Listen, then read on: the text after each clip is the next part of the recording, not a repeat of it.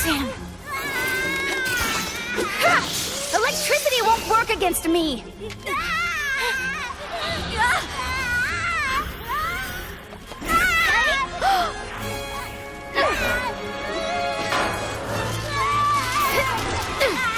You don't want to lose your special hat now, do you? Come on, let's put this back on. Don't worry, buddy. We're almost done.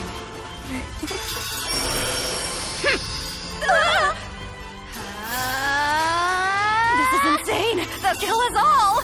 So much danger. Please surrender! Want to see me go full power?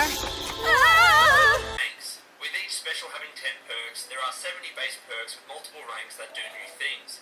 With perk ranks, it increases that number to over 270. And in the video, Todd Howard says that number is 275.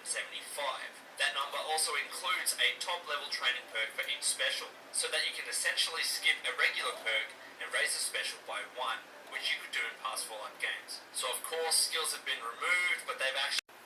Welcome back, Raw Reviewers. And what are we looking at? Well, we have one more SH figure art in the series to look at. Good old Dragon Kid. Again, we pull it out of the box.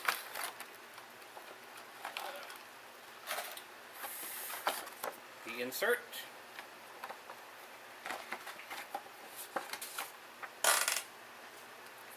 Instruction sheet. As you can see, this one's a little bit different as she has interchangeable faces. A staff and a couple other things.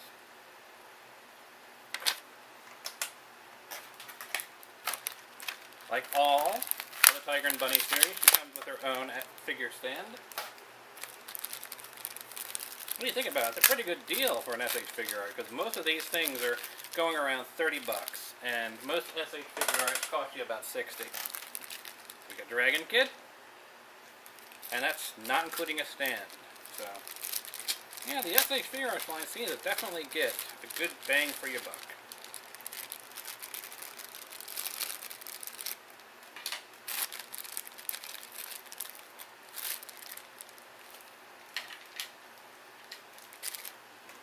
Second, we pull out tabs,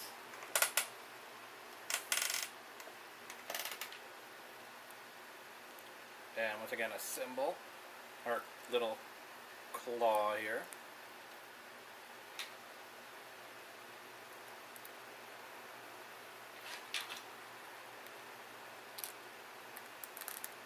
There's our Dragon Kid stand, for whatever we may use it for in the future. Here's Dragon Kid herself. Yes, a female figure.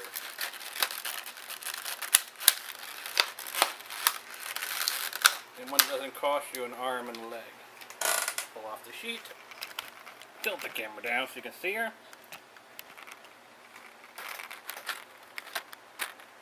As you can see, she has got 2 alternate faces, smiling, stern, and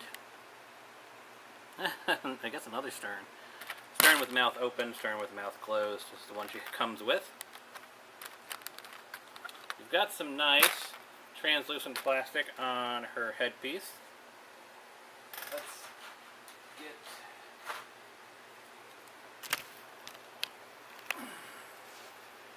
a look at that. So she has a little hair tie back here. It is not articulated. Very sharp though.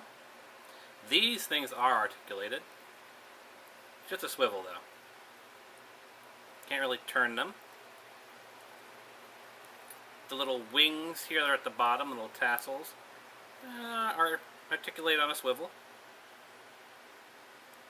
So you should be able to get some pretty good location of her Mickey Mouse ears here. Do some interesting stuff with them. Trying to see if there's another articulated joint in here. They molded in a joint as part of the design.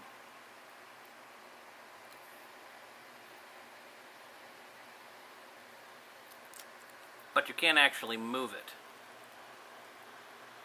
Near as I can tell. Yeah, it doesn't look like it wants to move.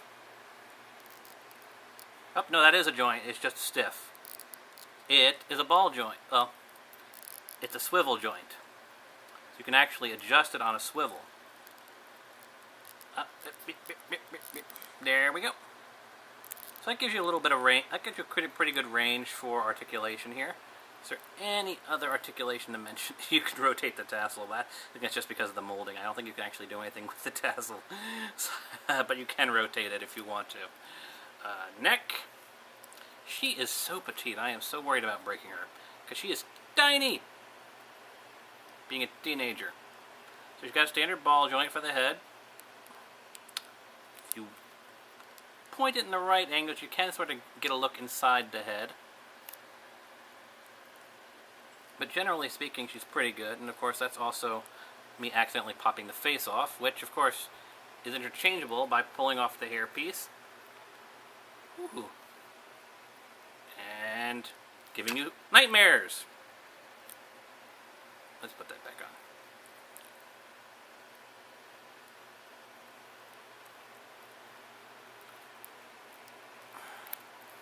She's got some of that generic plastic protection down here around her parachute pants. Corner customizers, if you wanted to make an MC Hammer figure, this might be a good base to work with because she has parachute pants. Need to tear the plastic. She does have a... Whoa.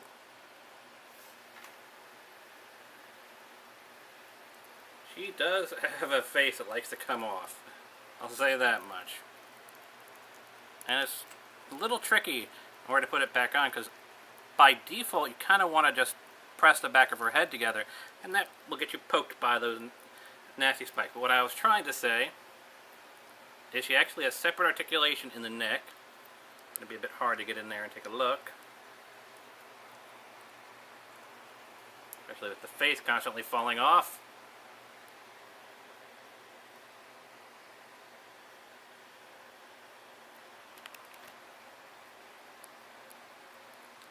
But yeah, there is separate articulation in the neck. It's a standard SH figure articulation in the head and neck.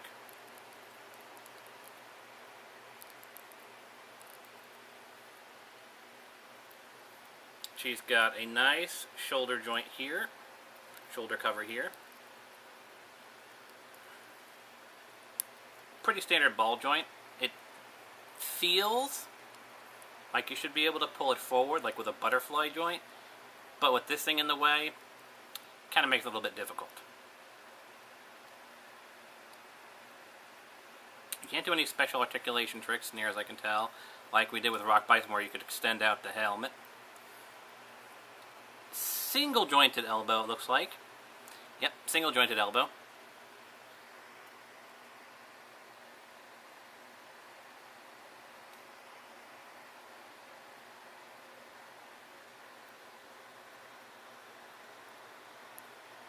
Get about 90 degrees. Given her small size, that's not too bad. She does have some more translucent plastic right here on the cuff, which I guess would get you some pretty nice light piping. Of course, we have a standard ball joint here on her hand, which of course can be removed.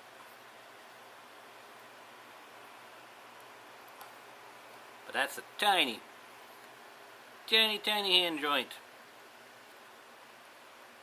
So if you want to change out her interchangeable hands, which we'll get to eventually, don't worry. And of course, we've got the upper diaphragm joint. Your tiny little boobies. However, this is all sculpted, molded, solid plastic. This is not a soft plastic, so it causes a hard stop right there, which means her, let me get her hand out of the way. I'm going to rotate these around and put her hands up. Fun fact, she has tiny, tiny wings on the back of her sleeves. Anyway, get her arms out and up and out of the way. So, she can articulate that far backwards and that far forwards.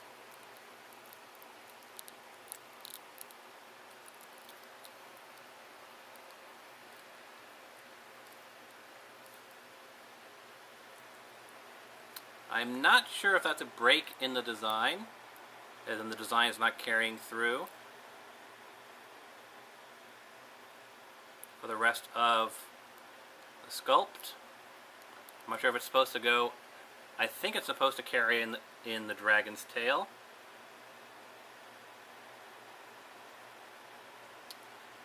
But if it does, it clearly doesn't continue. So that's a bit of a disappointment.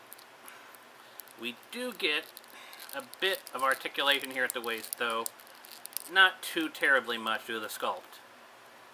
If it was soft plastic, we might be able to get more advantage out of it. But if you look in there, you can actually see. Let's see if I can get the leg out of the way.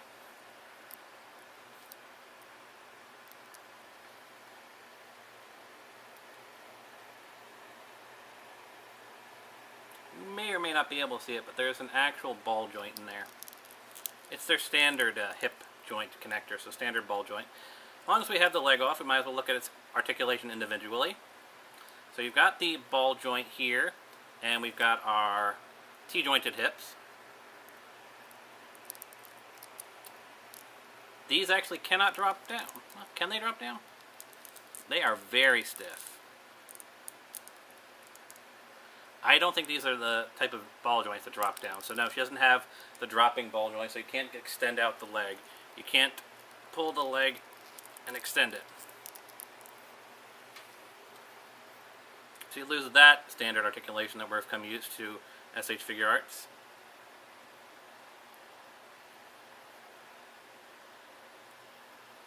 But we do get the overcuff. We do get a full double jointed knee. Got more of that nice translucent plastic here, which technically can rotate for all the good it does. I imagine that's a kneecap that'll pop off, but I'm not going to mess with it too much. But if you need to remove it, you can. You got a swivel here.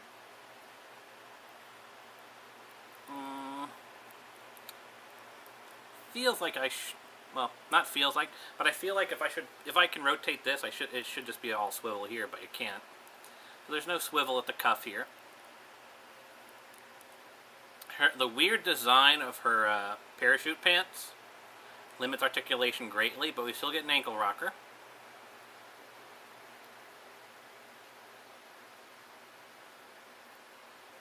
Goes that far back, that far forward, as in none at all, and that's about it. It's not bad, certainly not the best, and I think, sadly, I could be wrong, it's a little bit hard to tell, but I believe that ball hinge in the ankle may be a translucent ball hinge. It's definitely a different color than the red, and it looks sort of translucent to me, which is of course a bit worrying, because we all know that translucent does not handle the stress of being a joint very well. There's a little better look in there. Anyone in the audience can give me an idea of what they think it is? Do they think it is a ball joint? I hope it isn't. Hope it's just a different color. You really don't want stress-bearing joints to be translucent plastic. Translucent plastic looks wonderful, but it does not handle stress in the long term. Get your crazy leg back on there. Actually slips on there pretty well since there's no drop-down articulation. But there we go. Our little raver. Alrighty. So, what accessories does she come with?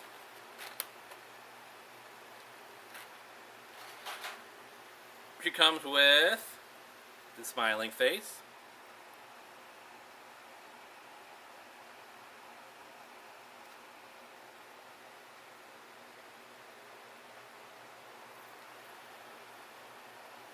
And the stern face, but with the open mouth.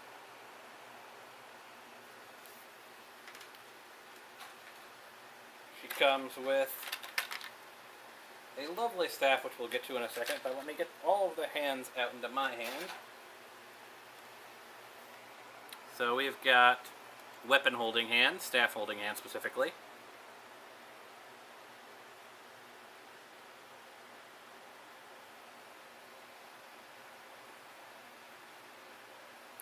Obviously we have two of them.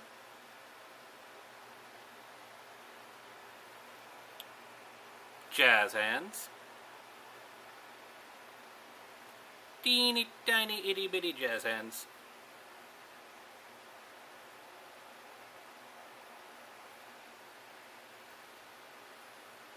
And some posing gestural hands.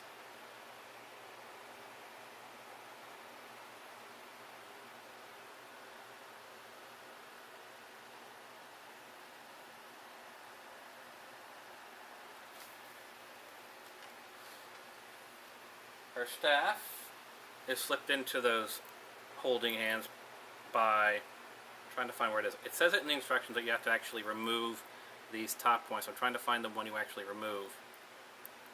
There it is. So you just slide that up through the hand.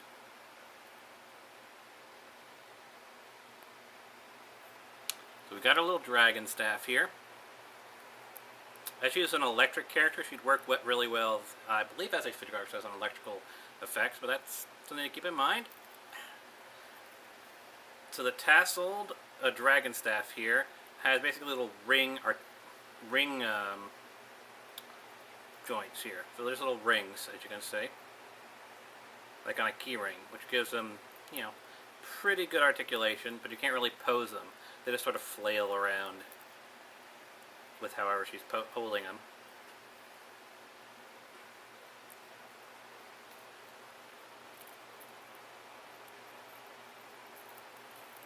Oh no, it's a pretty nice weapon itself.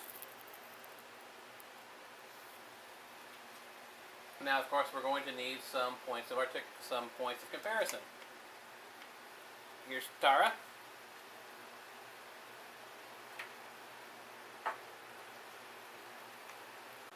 Here's Golem.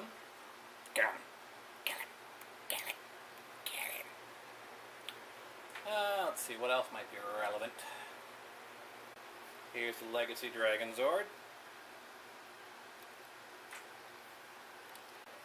SH Figure Arts Mighty Morphin Blue Ranger.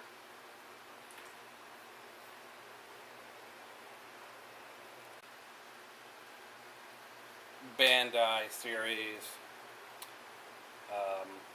not PVC, vinyl figures for Jungle Fury Yellow Ranger. Dino Charge Shelby. Dino Charge Riley. And our Lord and Savior Coda.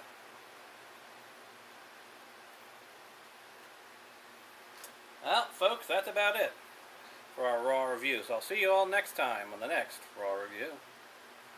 But sometimes things slip through the cracks here on the show. You know, I'm completing games 6 days a week non-stop, and last week I was going to a convention. Look, regardless of these excuses, I'm going to make it up to you.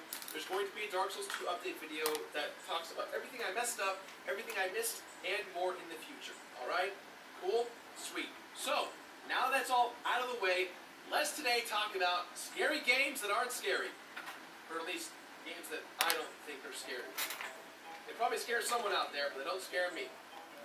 'Cause I'm a big boy. Sometimes. I'd say it's within a game dev's best intentions to evoke some sort of emotion with their game, right? If it's something comedic, make them laugh. If it's something heartwarming, make them feel something in their hearts. If it's something wrong or weird, make them feel uncomfortable. But yet there's a whole genre of games that focuses in just being a little bit uncomfortable. So today's top 10 asks the question of, what happens if a game doesn't do what it's designed to do? Here are my top 10 terrifying, scary games that don't actually scare me. Similarly to great horror films, there are great games out there that are wonderful. But on the other side, there's a whole lot of B-rated horror films and games out there that miss the mark. Corners, dark environments, darkness. You hear that, Capcom? But not too dark. You'll see what I mean by that in just a bit.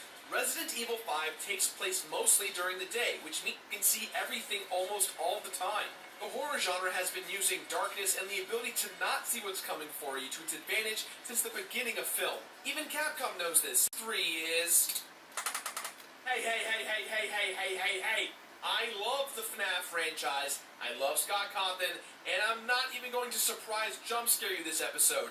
So cool the jets, pump the brakes, and let's rewind a little bit. Five Nights at Freddy's 3, in my opinion, the weakest in the franchise with regard to scare factor. You all know I've reviewed them, hint hint, click click, and I've made a pretty big clear point that the saga as a whole, however, is none of these things. Zombie U came out as a launch title for the Wii U, and while very fun and impressive at the time, particularly for a Nintendo launch title, it just didn't have the scare factor that I really was hoping for. Zombie U was stressful. The island has its fair shares of issues. It, however, nailed the right of where Zombie U has some learning to do.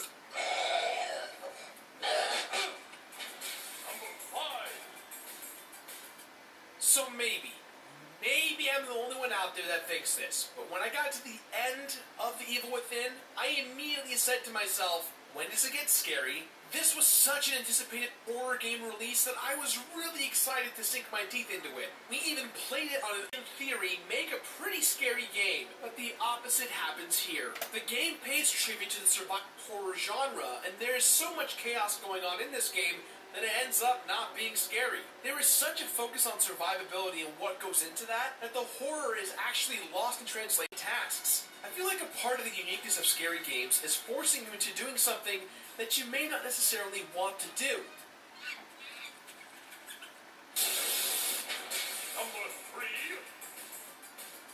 The horror arcade shoot-'em-up style has been trying its darndest for years to scare people. One of my users out there's always typing of the dead. Dear God. Number 2.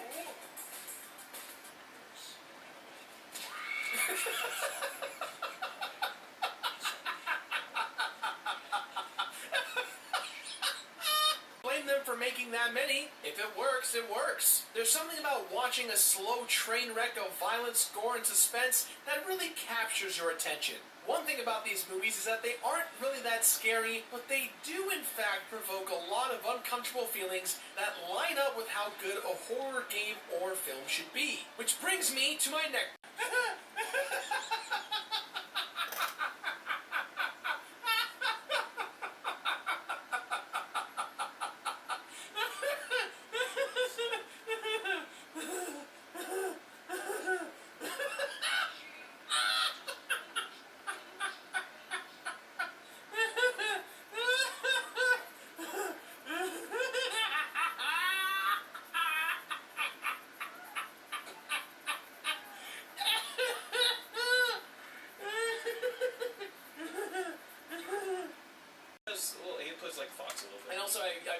Don't worry, there is no music right now. It's early access. It's early access, but the menus have new music, but the game does. Yeah. Also, if you do get this game, Tactic Jump is off. Hold on. Yeah, I want to turn that down. Oh, Jesus. Jesus, that is loud. Sheesh. Professionalism. Yeah, there we go. Okay. Anyway. It's totally awesome. I'm gonna kick your ass. A few of the characters actually have some pretty interesting, original, ideas.